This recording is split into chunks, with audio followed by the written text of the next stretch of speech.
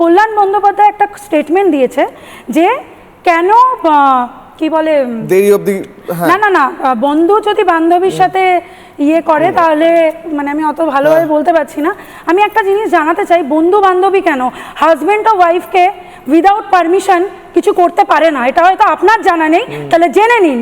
ঠিক ঠিক আছে, আপনি এই ধরনের এরা হচ্ছে একটা উচ্চ পদস্থ জায়গায় মানে লিডার্স, সাংসদ আইনজীবী, সাংসদ, নেতা, বিভিন্ন পদ, তাদের ছত্রছায়ায় আমরা বসে আছি। ভাবুন আমাদের সমাজ কতটা নিচে নেমে যাচ্ছে। উনি একজন, এটা কিন্তু একজন প্রস্টিটিউটের সঙ্গে করা যায় না, না একদম আজকে একজন হাজবেন্ড উইদাউট পারমিশন আপনি আপনার ওয়াইফের সাথেও করতে পারেন না, কোনো বন্ধু বান্ধবীর সাথেও করতে পারে না।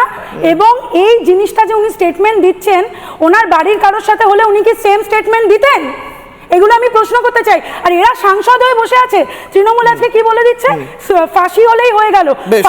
ফাঁসিটাই কি সলিউশন? ফাঁসিটাই সলিউশন। সম্পাদি, দ্রুত, সময় কম, 10 সেকেন্ডে। দেখো, পার্কস্ট্রিট কাণ্ডের সময় থেকেই এই রেপটাকে জাস্টিফাই করবার জন্য একটা শাসক দলের পক্ষ থেকে একটা স্টান্স নেওয়া হচ্ছিল বারবার, যে সেখানেও আমরা নানান যুক্তি শুনেছি, বা কখনো সাজানো ঘটনা, ছোট্ট ঘটনা ইত্যাদি নানা কথা এখন আমাদের মুখস্থ হয়ে গেছে।